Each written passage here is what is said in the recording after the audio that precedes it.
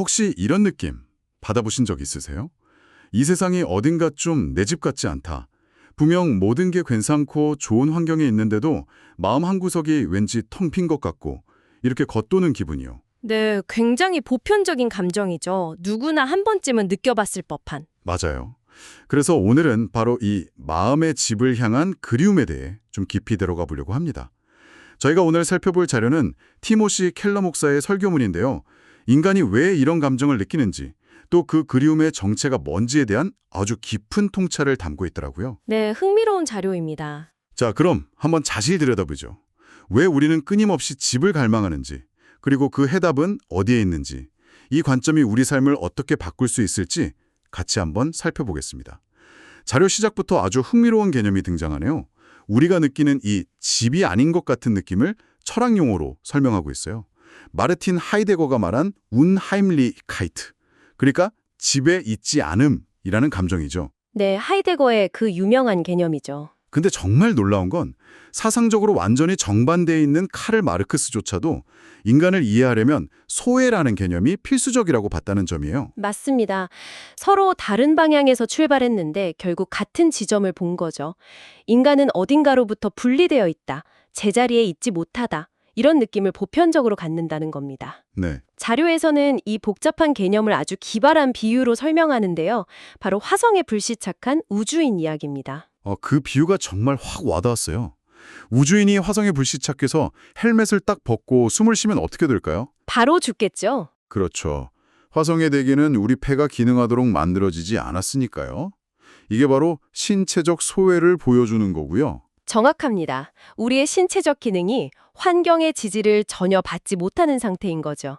그리고 더 나아가서 그곳엔 아무도 없잖아요. 그러니까 사회적, 심리적 소외도 겪게 됩니다. 아, 아무리 풍경이 장엄해도 거기서 완전히 혼자라면 버틸 수가 없을 거예요. 이 비유가 말하라는 핵심은 이거예요. 우리는 우리 자신에게 맞도록 설계되지 않은 환경, 즉 집이 아닌 곳에서는 결국 무너져 내릴 수밖에 없다는 겁니다. 듣고 보니 그러네요. 잠시 머무는 호텔방에서도 우리는 의자를 편한 곳으로 옮기고 그러잖아요. 바로 그거죠. 우리를 지지해주지 않는 환경에서는 버틸 수가 없는 거예요, 인간은. 이 비유가 신체적, 사회적 소외를 설명하는 데는 정말 탁월한데요. 근데 우리가 느끼는 공허함은 단순히 환경 부적응과는 다른 뭔가 더 깊은 차원이 있지 않나 싶거든요. 바로 그 지점을 파고듭니다. 자료에서는 성경의 관점을 빌려와서 태초의 인간에게는 에덴 동산이라는 완벽한 집이 있었다고 설명해요. 우리의 모든 지적, 정서적, 영적 기능이 완벽하게 지지받는 환경이죠. 아하. 하지만 우리는 그 집을 잃어버렸다는 겁니다. 그래서 지금 우리가 사는 이 지구는 화성보다는 낫지만 여전히 우리의 진정한 집은 아니라는 주장을 펼치죠. 여기서 알베르 카뮈의 지적이 인용되는데 정말 강렬했어요. 네, 아주 날카롭죠. 우리는 썩어 없어질 운명의 육체로 영원히 살고 싶은 열망을 가지고 있다. 이 말, 아름다움과 사랑이 영원하길 바라는데 이 세상은 죽음과 상실로 가득 차 있으니까 그 간극에서 오는 구역질을 느낀다는 거잖아요. 맞습니다. 라이언 킹의 생명의 순환 노래를 예로 든 것도 그래서죠. 아, 맞아요. 그 부분도 인상 깊었어요. 네, 생명의 순환은 죽음이 자연의 일부라는 걸 아주 아름답게 포장하잖아요. 하지만 카미의 관점에서 보면 그건 우리가 사랑하는 모든 것이 결국 썩어서 다른 생명의 거름이 된다는 냉혹한 현실을 미화하는 것에 불과하다는 겁니다. 와, 그렇게 보니까 생명의 순환이 좀 다르게 들리네요. 그렇죠. 내가 사랑하는 사람이 죽어서 사자나 영양의 먹이가 되는 그 순환을 우리가 과연 진심으로 아름답다고 받아들일 수 있을까요? 우리 마음 가장 깊은 곳의 갈망, 즉 영원한 사랑을 지지해주지 못하는 세상은 결국 진정한 집이 될 수 없다는 뜻입니다. 듣고 보니 굉장히 냉소적이면서도 한편으로는 부인하기 어려운 진실처럼 들리네요. 그럼 이 구역질 나는 현실 앞에서 우리는 어떻게 반응해야 한다고 말하나요? 다른 길이 있다고 암시합니다. 바로 우리가 마음속으로 그리는 그 집에 대한 단서를 통해서요. 풍요로운 여행이라는 영화 이야기가 나오죠? 네네. 주인공 할머니가 어린 시절 고향에 돌아가기만 하면 잃어버렸던 모든 걸 되찾을 거라고 굳게 믿잖아요. 하지만 막상 도착한 고향은 폐허가 되어 있고 알던 사람들은 다 떠났거나 죽었죠. 심지어 변하지 않은 장소조차 기억 속보다 훨씬 초라하게 느껴지고요. 맞아요. 이 영화 이야기는 정말 공감이 가더라고요. 저도 어릴 적 살던 동네 가봤는데 모든 게 너무 작아 보이고 어색했던 기억이 있어요. 우리가 그리워하는 건 장소가 아니라 다시 돌아갈 수 없는 시간과 감정이구나 그때 깨달았죠. 바로 그겁니다. 결국 할머니가 찾던 그 집은 이 세상 어디에도 존재하지 않았던 거네요. 그렇죠. 우리가 마음속으로 그리는 그 완벽한 집은 사실 이 세상에서 한 번도 가져본 적 없는 집이라는 거죠. 바로 이 지점에서 C.S. 루이스의 놀라운 통찰이 등장합니다. 아, 이 부분이요. 내가 배고픔을 느낀다는 사실이 내가 음식을 얻게 될 것을 증명하지는 않는다. 하지만 음식이라는 것이 존재한다는 사실은 분명히 증명한다. 잠깐만요. 이 논리가 굉장히 흥미롭네요. 그러니까 우리가 이 세상의 어떤 것으로도 채워지지 않는 영적 허기를 느낀다면 그건 그 허기를 채워줄 영적 음식이 어딘가에 실제로 존재한다는 증거다 이 말씀이시죠. 네, 바로 그 논리입니다. 이건 굉장히 대담한 논리적 비약처럼 들릴 수도 있겠는데요. 대담하죠. 하지만 곰곰이 생각해보면 설득력이 있어요. 물고기는 물속에 살면서 물이 축축하다고 불평하지 않잖아요? 물 밖으로 나왔을 때 비로소 물의 소중함을 알죠. 아하. 마찬가지로 우리가 이 세상에 대해 끊임없이 불편함과 소외감을 느낀다는 것 자체가 어쩌면 우리가 본래 이곳 출신이 아니며 우리가 돌아갈 진정한 집이 다른 곳에 있다는 가장 강력한 신호일 수 있다는 겁니다. 그저 막연한 향수가 아니라 우리 안에 내장된 나침반이 진짜 북쪽을 가리키고 있다는 거군요. 네, 그런 해석인 거죠. 알겠습니다. 우리가 이 세상에 만족하지 못하는 게 우리가 다른 곳에 속해 있다는 증거다. 듣고 보니 일리가 있는데 동시에 좀 막막하게 들리기도 해요. 그 진정한 집이 어딘가에 있다 한들 우리가 갈 수 없다면 무슨 소용이겠어요? 네, 바로 그 문제를 정면으로 다룹니다. 단순히 우리가 길을 몰라서 못 가는 게 아니라 우리를 가로막는 거대한 장벽이 있다는 거예요. 자료는 그 장벽을 죄라고 표현하는데요. 죄요? 네. 근데 여기서 죄는 단순히 도덕적으로 나쁜 행동 몇 가지를 의미하는 게 아닙니다. 훨씬 더 근원적인 개념인 자기중심성을 뜻해요. 자기중심성이라. 좀 더 구체적으로 설명해 주실 수 있나요? 네, 거짓말이 좋은 예시가 될 수 있어요. 누군가에게 거짓말을 하는 순간 그 사람과 나 사이에 투명한 벽이 생기고 관계에 거리가 생기죠.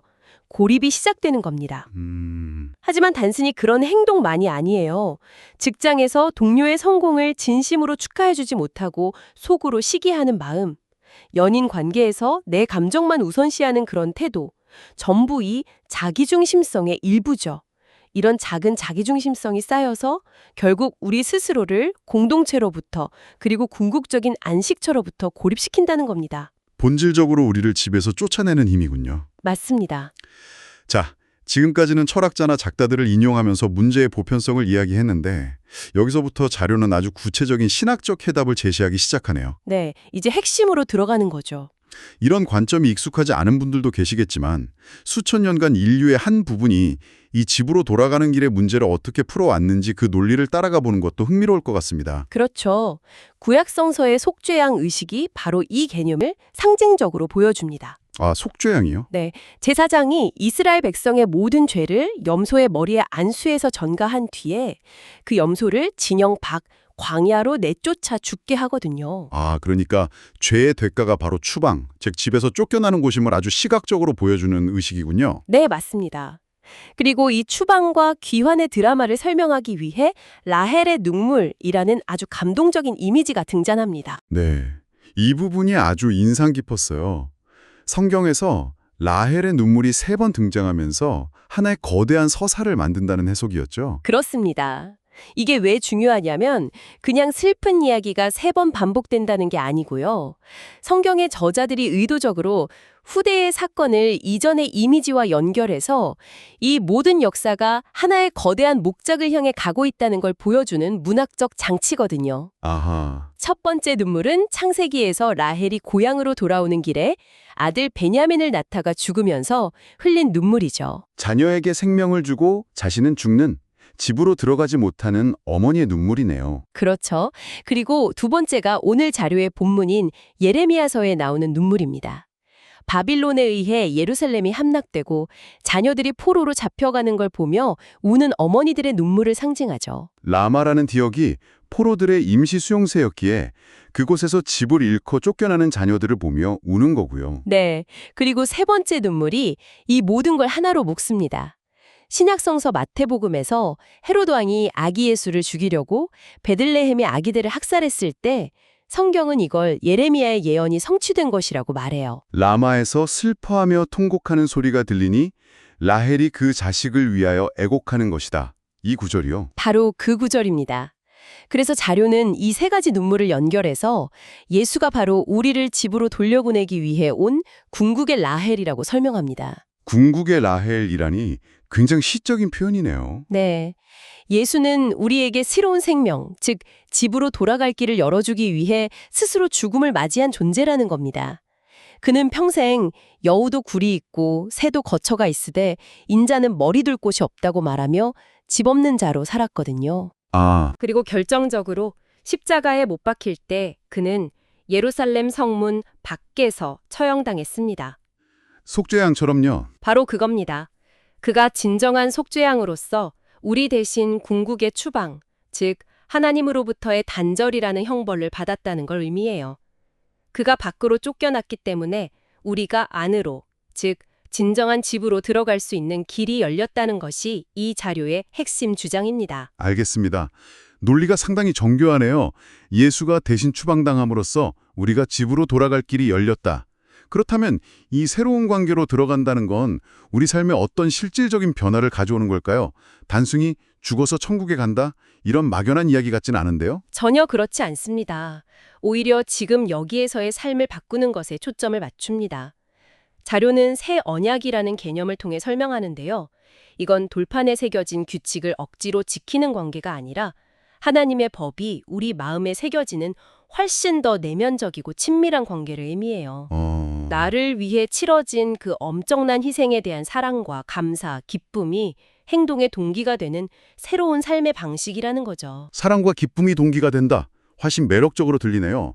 그럼 그 새로운 삶의 방식을 위한 구체적인 실천 방안도 제시되어 있나요? 네, 두 가지를 명확하게 제시합니다.